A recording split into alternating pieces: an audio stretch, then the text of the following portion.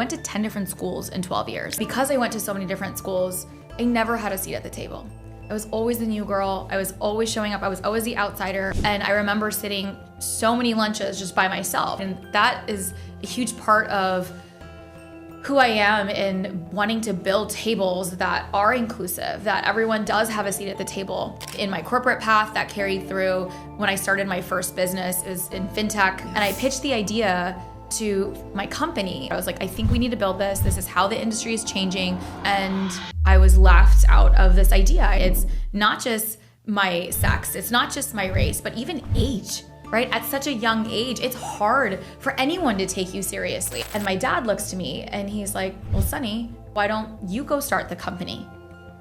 First time somebody had ever asked me, I didn't even think about it. I'm like, Dad, like, how do I go start a payments company? He's like, you'll figure it out, just like you figure everything out. But you've got to try. And you started having babies. How did you manage to do that? Girl, I'm so exhausted. Hey loves, do me a quick favor and hit the subscribe or follow button wherever you are tuning into this. It helps grow the show more than you know. Thank you so much again and enjoy. Wait, did I just read that you are one of 20 women who's created $1 billion company? Yes, and exited the business as well. And exited. Yes, and exited. You know, actually, we got the stat from, which I need to find the exact fact check, but it was Kendra Scott. So I love her. Kendra Scott shares it all the time that she's one of 20 women who's built $1 billion business. And, you know, a friend shared it to me. I'm like, yes, I am one of 20. I'm one of those 20 women that have built and exited $1 billion business. And under 40. Yes, 37 right now. It's my birthday. Woo! Yes. Okay, so I want to take it back because obviously you've made your dad proud. Yes. You've made your parents proud. Yes. So let's go back to the roots. And was there any inspiration for you to kind of walk the walk and walk the talk that you are now on? Yes. I mean, I think, you know, you said take it all back, and I grew up in an immigrant parent, you know, household, which was so beautiful. I think that it's hard in so many ways, a lot of pressure in so many ways, but my childhood is definitely a huge part of who I am and all of us, like who we are today. But I grew up in a house of so much love and so much hard work, right? My parents were entrepreneurs out of necessity, not because entrepreneurship was sexy. So I never wanted to be an entrepreneur. That was one part of it. But were you like doctor, dentist, lawyer, engineer? Doctor, dentist, it's like Indian family, Pakistani family. So I'm Pakistani. So I was, you know, the number one most important thing was education. So my parents didn't get an opportunity to go to college. Their American dream was for my brother and I to get a degree and to do anything that we wanted to do, to have opportunity. That was the American dream, to get educated and to have opportunity. And so school was like the number one priority, period. And getting into a good school, ensuring that because I needed to get a scholarship, you know, and so, and also ensuring that I picked, you know, a great degree, ideally a doctor, a lawyer, and an engineer, right? I ended up picking finance. But growing up, I got to work in my parents' businesses. Like, I did not realize that I was getting my MBA at such an early age. And something that people don't know about me is I went to 10 different schools in 12 years. I didn't know this. So on the pursuit of the chase of the American dream. Like before you were 10 or? Before, so no, from pre-K through college. So wow. I went to, you know, I was born in Chicago, moved to Dallas, moved to Karachi, moved back to Dallas, and then I moved to Florida when I was 16. And so I went to 3 different high schools. So my freshman, sophomore year in Dallas.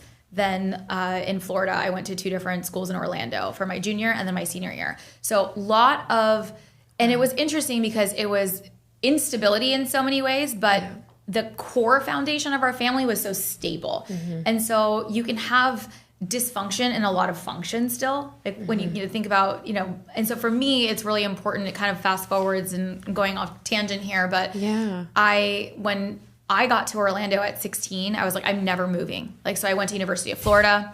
I came back to Orlando. My parents were in Orlando, so I stayed in Orlando. I got my first even my corporate positions were in Texas. Like, it wasn't remote. Like, we had offices, and this is pre-pandemic, but I was still living in Orlando. I met my husband in Florida. I made him move to Orlando. Wow. My girls go to a school that is from pre-K through 12. Because that was something that I didn't get to have. I really wanted them to experience community and friendship in that way. But we had a lot of love in the home. So although we were moving, I got an opportunity to see my parents just work so hard.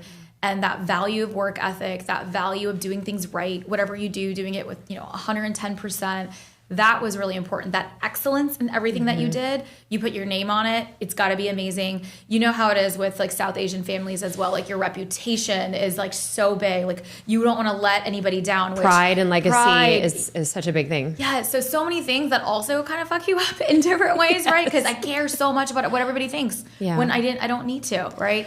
Or parts of it.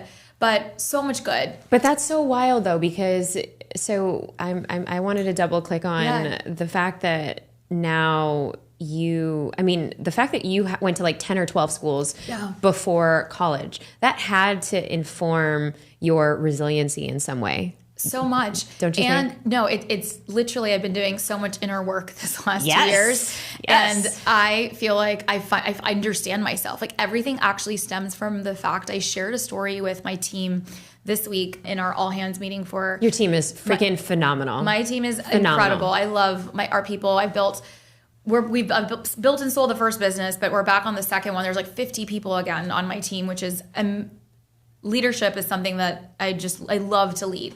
But I shared a story with our team that, because I went to so many different schools, I never had a seat at the table. I was always the new girl. I was always showing up. I was always the outsider. Primarily, most of my schooling was in Texas. And so I looked different. I moved around so much, so I had a different accent. Like every time we came back from Pakistan, I feel like I'd pick up like the little fobby girl accent, right? Like, it was different, and it was hard every year to be different, especially as a child. And I remember sitting so many lunches just by myself, and so that it kind of has come up recently in a lot of the work that I've done inside, and that is a huge part of who I am in wanting to build tables that are inclusive, that everyone does have a seat at the table. And it's also really hurt me in so many ways of where I'm always trying to fight for a seat at the table. And I always feel like I want a seat at the table. And so it's very natural for all of us to want a seat at the table. But that carried through in my corporate path, that carried through when I started my first business. It was in FinTech, so in financial services, super boys club. Yeah. No women. You are not at the table. No. Over there. How did you carve your way there? Yeah, I'm not even in the building. Yeah. Did you like start dressing like a man? Because I know when I got out of dental school and I bought my practice right out of dental school, and nobody was doing that. Yeah. There's only like not even less than half, maybe a quarter was like girls. Yes. And then I'm like one of a few of the boys doing it. And so I started to dress like the old white guy who owned the practice before me. And I'm like, wait, I don't like golf. Like what the fuck am I listening to? Yes. Like classical music here. I know I look like I'm 20, but so how was that for you? How did you navigate that? It's exactly that. You're trying to fit in, and you do the things that you have to do to fit in. And in the boys club, when I didn't have a network, I was building a financial services company, which that story is, there's so much to unpack. We're not going to get to unpack all of it in 30 minutes. But the short version of it is I had this idea to go build the first subscription-based credit card processing system. And this is pre-subscription economy.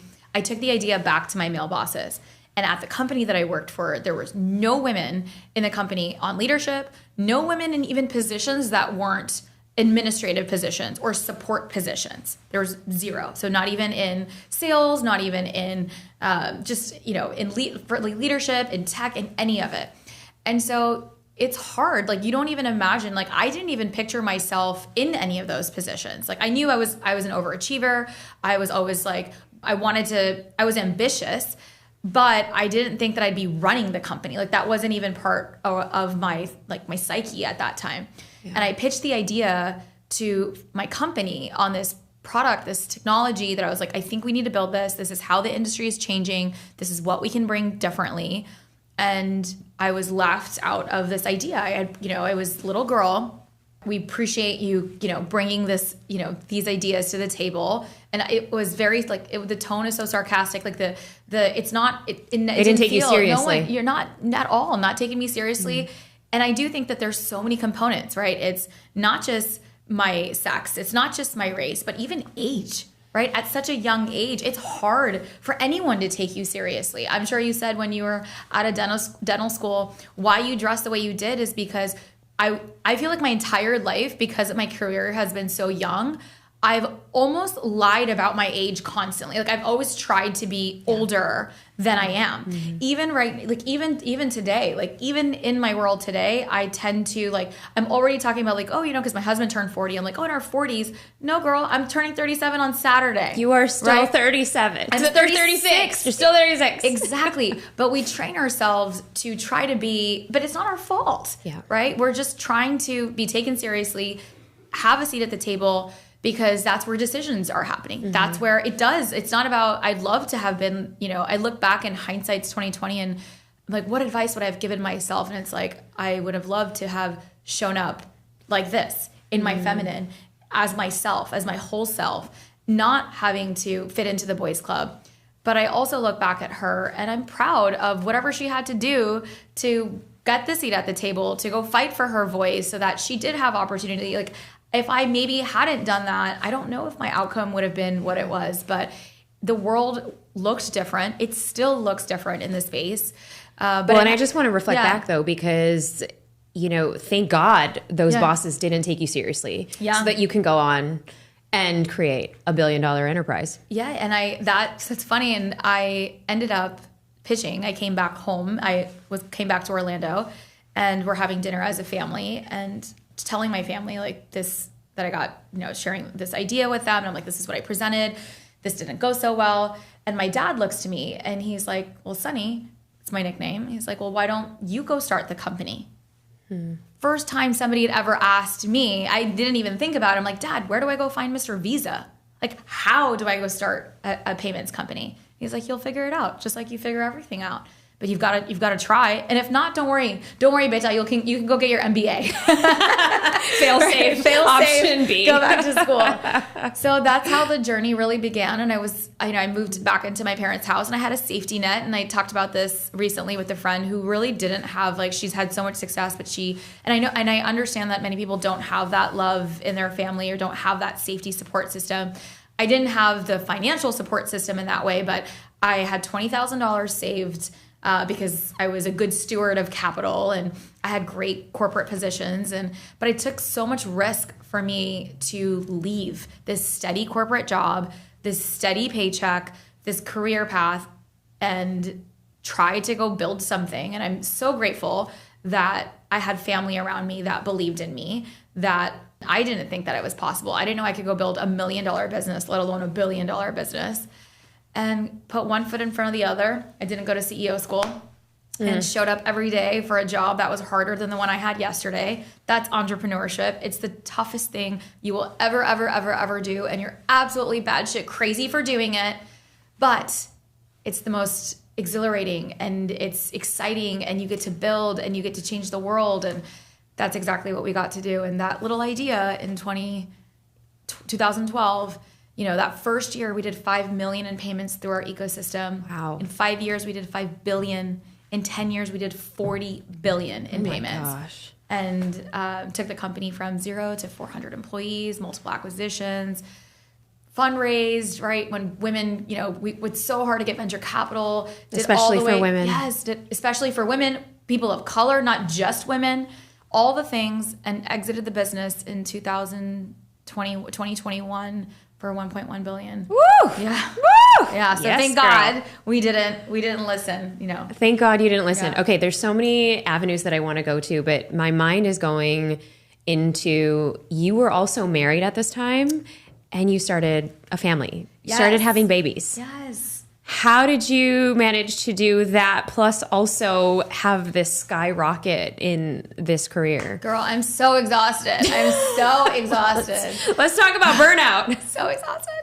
No, I was so fortunate to meet the love of my life at 20 years old.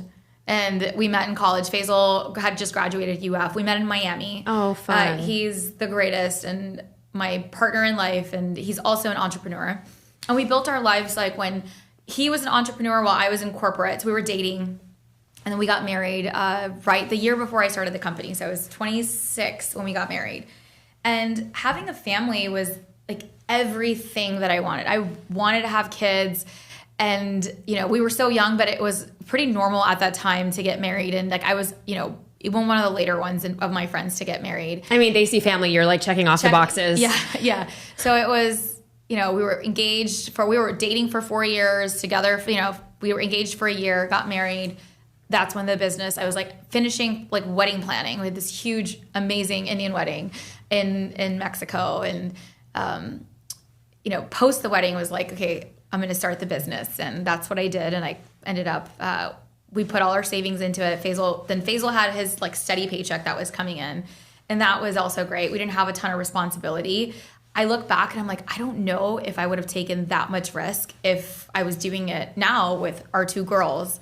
Mm-hmm. But having a family was something that it was important to us.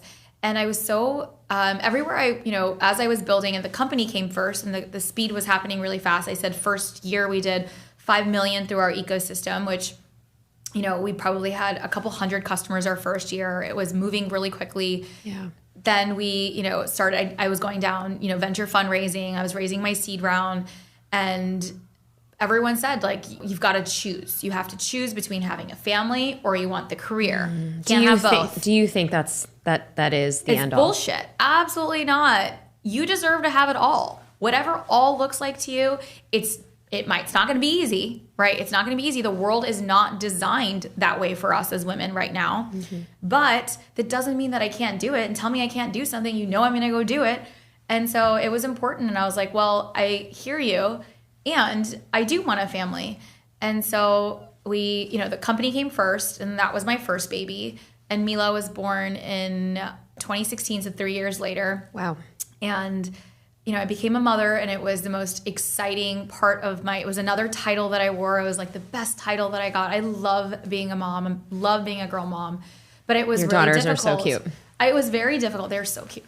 It was, and so are yours. Mm-hmm. It was so difficult. And I think that's the first time that I really realized my whole life growing up, I never ever reflected on like my gender. I never felt like I'm the only girl, or even I was a finance major, there wasn't a lot of women in finance, and even at the getting the degree or whatever, wherever else I was, I never saw my gender as a deterrent of any sort until I started a company. Yeah, like it's the first time that I was like, whoa, it's actually, yes, I'm like, no, I am the only woman in the room, but it's not the same for me as it is for you. When I started raising venture capital, less than 3% of venture capital went to women-founded companies. Less than 1%, man or woman, if you're a minority, less than 1% of venture capital went to minority founders. Wow.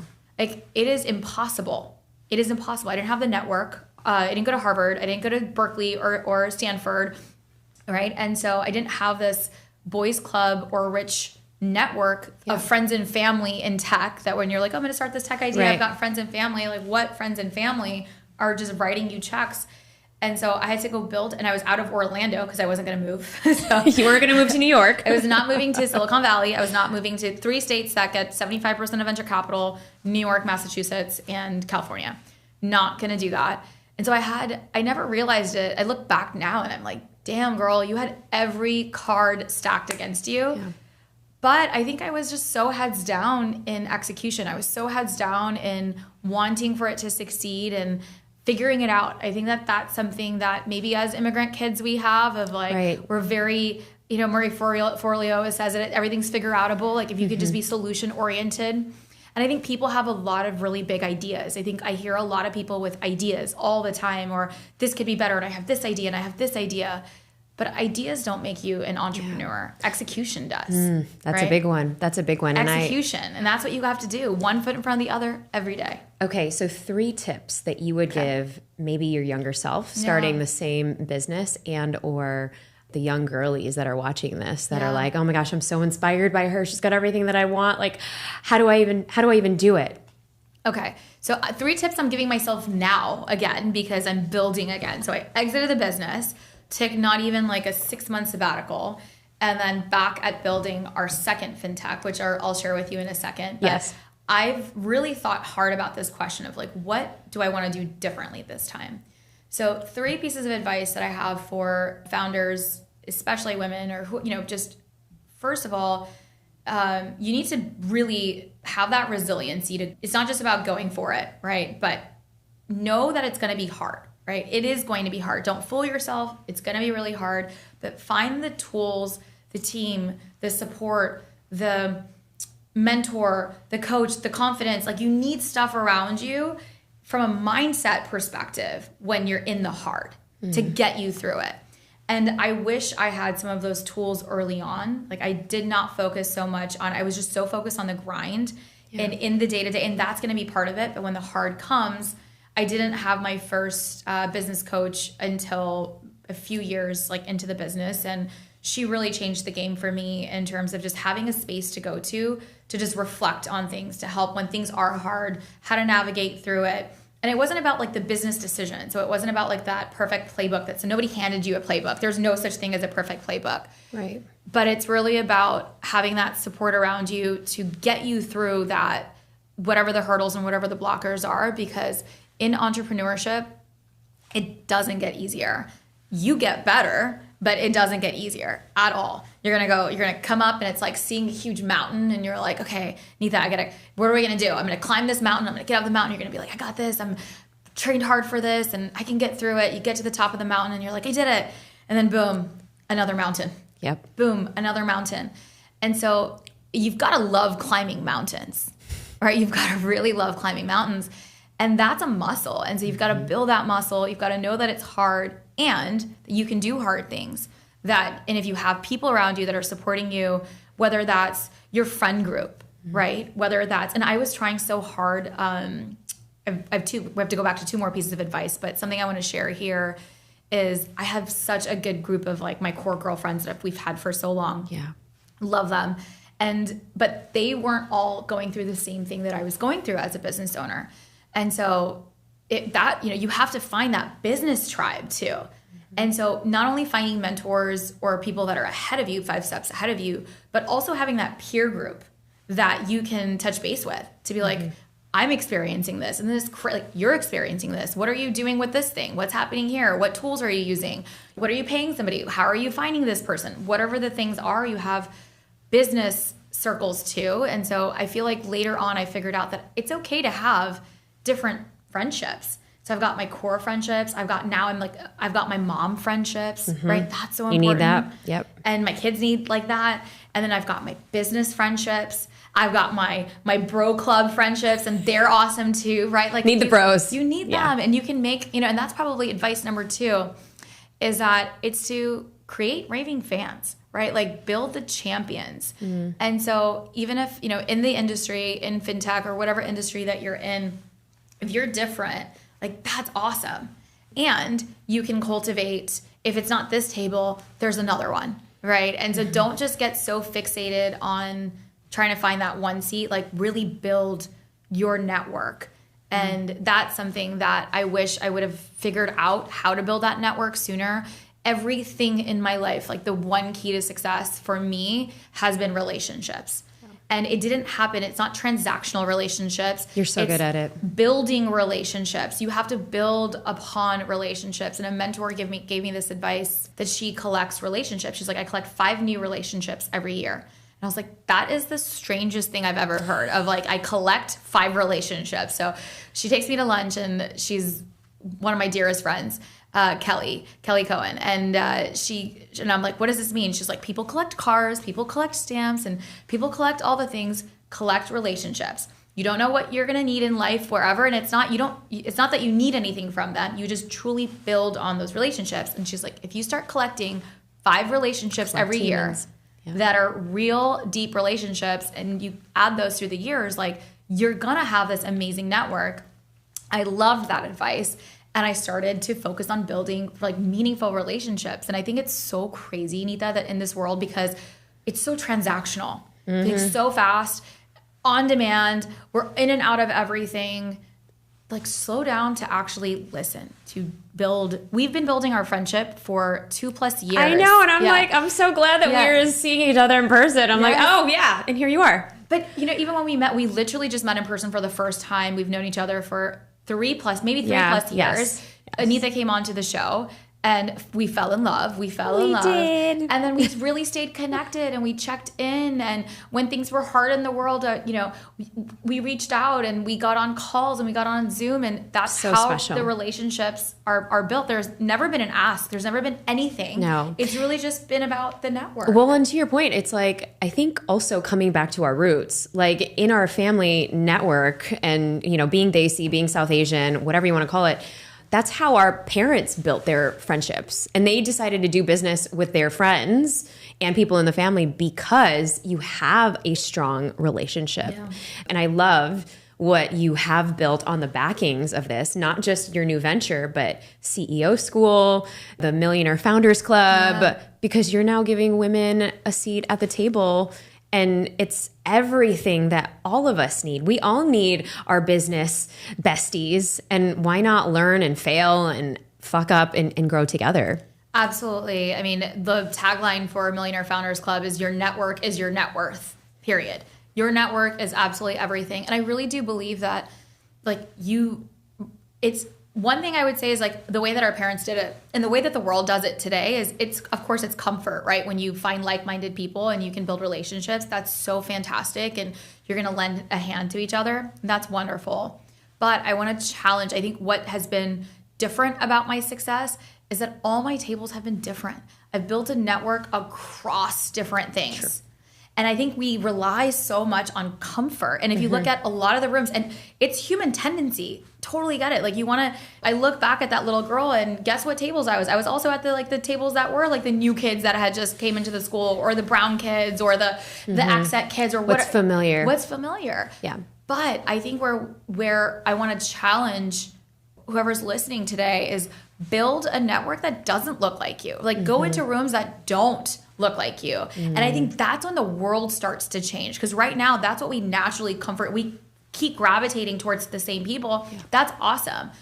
And we can still build different tables and then those tables coming together. And I do believe that has been my biggest superpower is I'm a connector. Yeah. I'm a connector and I have so many relationships. I'm constantly building in not only in financial services, in FinTech, in tech, in women's groups, in the digital community, in podcasting, in my mom friends, in my school life, in Orlando community, whatever the things are, it's different to have the networks. And I think that's been, and you don't know what comes of it, but every single thing that I could say that has like milestone things that have come of like for my businesses and for my success has come because of that one person that I met here, that I did this thing, that I did that thing, that I did that thing. And it didn't happen until years later. Yeah. You have to plant those seeds. And right now we kind of expect, we show up to a conference and we're like, well, this was fine. Or we met one person and that might be great too. But really, like, are you really building that meaningful relationships? And I think that will solve a lot of things. It's so good. And I want to just reflect back because I feel like the through line of even when we first started the conversation of going back to how many schools you went to and kind of like the formation of your early years. I mean, you've used you being a chameleon to be able to kind of immerse yourself in the different arenas as your superpower. Yeah. And now you're also teaching other people to do that as well. And I mean, it's really what's kind of like your shining gift. So I love it. I love it so much. I love business so much. My newsletter is called Big Business Energy. Like I am super big business energy. I think that women should be building like not just $1 million businesses, $1 billion businesses all day. And there is a playbook for it. Like scale it's supposed to break. What got you from 0 to 6 figures is not what's going to get you to 6 to 7, 7 to 8. And it's not about the chase. So I want to it's not just freedom of dollar, but when you unlock these things, women, we build businesses for impact. We are serving, I've never met a woman who's built a business for like the fuck's sake of building. She's like, I'm so exhausted from someone not solving this problem for my child, for my school, for my community, for my industry. Fine, I'll do it, right? And so it's so important that we succeed because these products and services are really going to change the world. And as much as sometimes that mentality of ours and it comes back to motherhood, right? Like we have so much responsibility at home. We're like, well, this is just enough because I want to spend time. It's really about that freedom of time, not just freedom of dollar, right? It's really, for us as women, it's all about freedom of time. It's not freedom of dollar, which is where men sometimes are mostly motivated. 1000%. It's freedom of time. But what sometimes that doesn't allow is then we cap ourselves, right? So I really want to share that you can have it all. You can have freedom of dollar, which will then allow you to have freedom of time, right? And when you have that freedom of time, then you can have freedom of impact, right? That's the freedom formula. Like, that's the key, I think. And that's the place that I'm in right now. And I'm building again. I have the things, but going back to the table is the equitable landscape. I'm like, what? It all clicked for me in a few sessions ago. I'm like, this just makes so much sense. My current business, so after leaving. Yes, tell us about Worth. Worth. Okay, so one of the things that... Love the name, by the way. Because it's so important. And we onboarded over 100,000 small businesses as part of our ecosystem, right? And as we're onboarding customers, like, financial services is very biased when it comes to equitable lending, equitable services, all the things, especially for women, people of color. And I firsthand, as a small business owner, I couldn't get lines of credit. I couldn't get anything in the financial services realm. I needed capital. I had a $1 billion idea, obviously, but could not get the funding to do it. And I understand it on both sides. What's missing is standardization of credit worth. So not to get super boring, but we all have a credit score if you're living in America.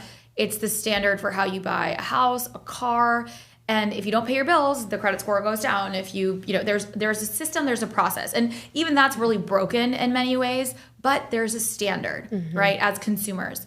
That standard does not exist in B2B, in business. Oh, wow. So for Neeta's LLC, we're still looking at Neeta's personal credit. We're still looking at Neeta's, if she's not 3 years in business, don't even, you can't get this, you can't do that. Even if it's as simple as like opening a bank account, getting a credit card for your business. And so we're creating the credit score, the business credit score. Oh, wow. And it's called Worth. It's called Worth Score. And we've partnered with companies like Equifax and all the big players. So I get to do it again. Now everyone's picking up my phone call, which is nice. Exactly. Well, because you're a proven entrepreneur. Yeah. But it's still hard. But that's the mission, is to create an equitable landscape. Going back to, this makes complete sense. Yes. It's that little girl who never had the seat at the table. And so that's where Worth really comes from. It's to, it's the business credit score. It's not just for women or people of color. It's not just for marginalized businesses. It's for all businesses.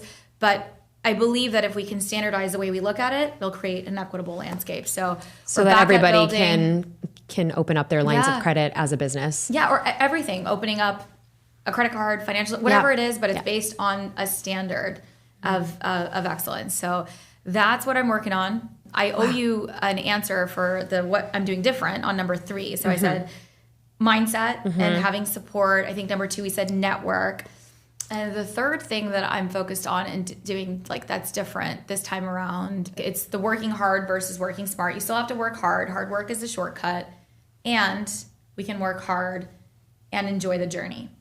My first decade, I was also a new mom. I had Anna along the way as well. So I have 2 daughters, all the things. I was exhausted all the time. There's a lot of travel. Just working mom life, super hard. It's hard. All the pressure, right? And I have a super amazing spouse. So you guys already know Faisal's amazing.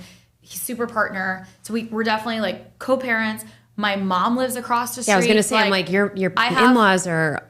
Everyone's in Orlando. I told you, Orlando's home. Everyone's there. Yeah. I work with my brother. He lives in Orlando. Like, we're all. It's awesome. And you work with your brother. I work with my brother. I work with my brother. He's my co-founder. Both companies. It's a family business. It's incredible what we get to do together, and he's incredible. But going back to, I was pouring so much into I didn't have, it was my kids and my business. I didn't have time to take care of myself.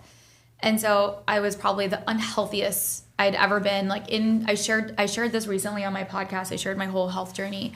But that's when I knew I had to leave my first company. Was I went in finally for a health checkup because I had to. I hadn't seen a doctor in forever, and we had to get some insurances for the company. And that was part of the thing. I had to get blood work. It's called Keyman Life Insurance. Yeah. And so I literally had to go to the doctor because of work. And then I'm a Virgo, Yes, type A, report card. I get my report card back. Not good. And it was the first time that I was like, holy shit. I am literally a 57-year-old white man. Like I turned into the CEO. Oh no! that I all your wasn't. biomarkers were off. Yes. Inflammation was everything. high. Cortisol. Yeah. My weight, my cholesterol, like every single thing, and I was healthy.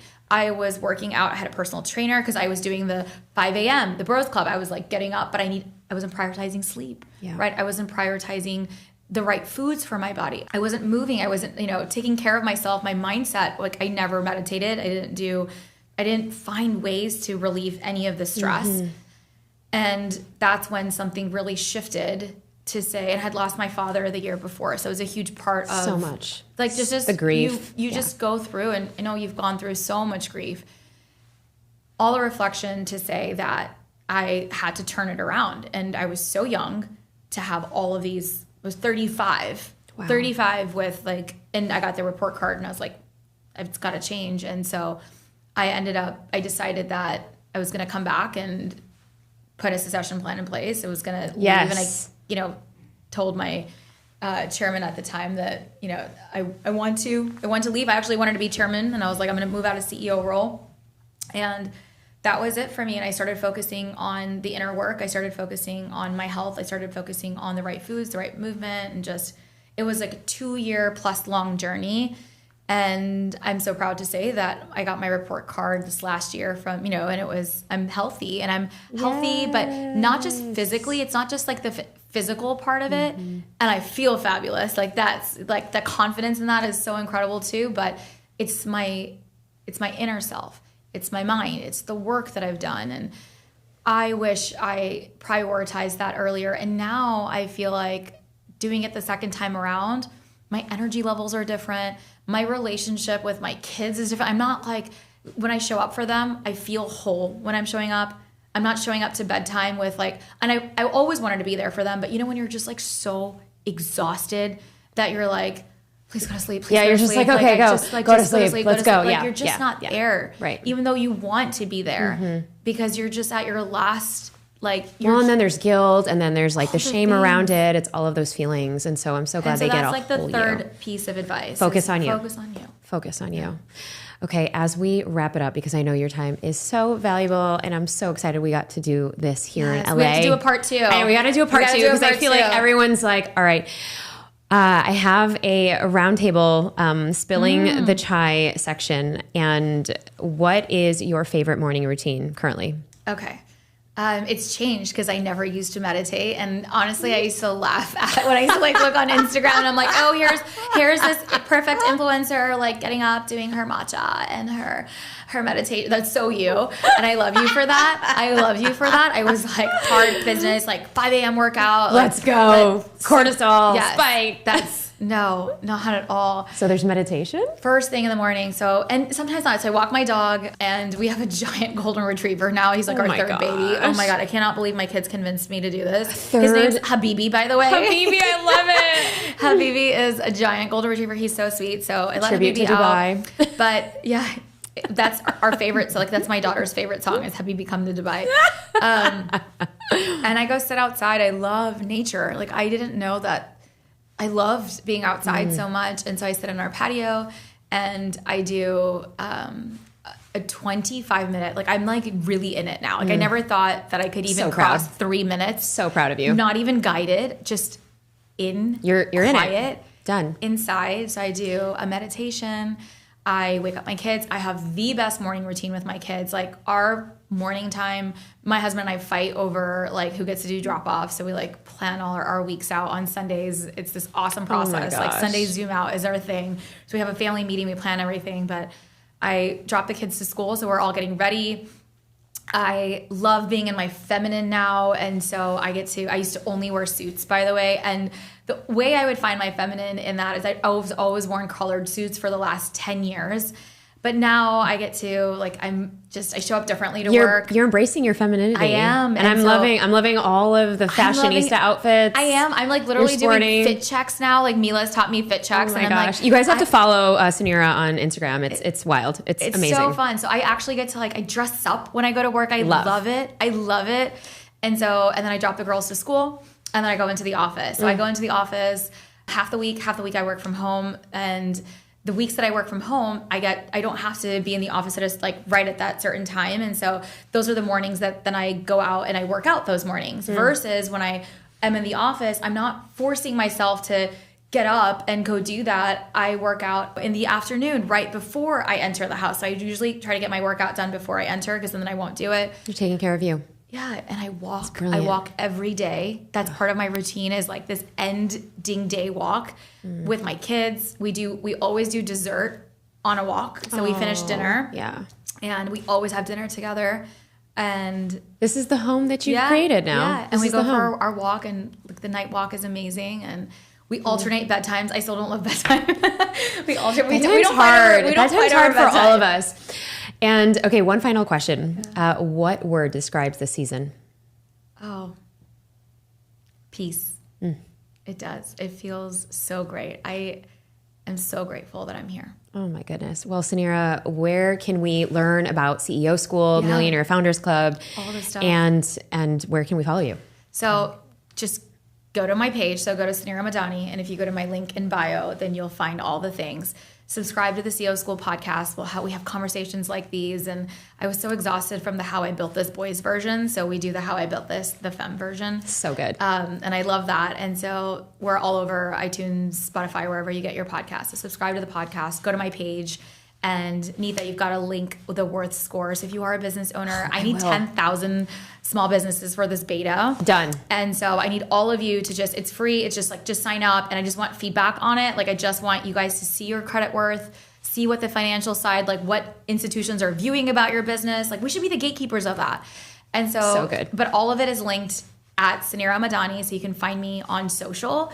And then it'll all be there. And CEO School is the podcast, but we do have events and retreats. And so once you come into my world, and if you are interested in doing that, just shoot me a DM. We've got an event in Tucson in November. And so if you're a 7-figure entrepreneur, and we have really, really fun. So we're together in our peer group. Can't wait. So it's our peer group. Come and join us. Come join us. So all the things, but I'm so grateful for you. You've got, if I can have a minute, the most incredible human here, incredible leader. I've met a lot of people in my life. I've curated a lot of relationships. And Neeta, you are so special. She is exactly what you see out there. And if you listen to, or you see in person, or you see on social media, you are that and so much more in real life. And I'm so grateful for women like you in my life. And you're just the real deal. I just need to let everybody know that you're the real deal. Oh, ditto, sister. Yeah. Ditto. Can't say that about a lot, but I can say that about you. Wow. What a powerful episode. So go ahead, go straight to Instagram and follow Suneera Madhani at Suneera Madhani. That's SUNEERA MADHANI.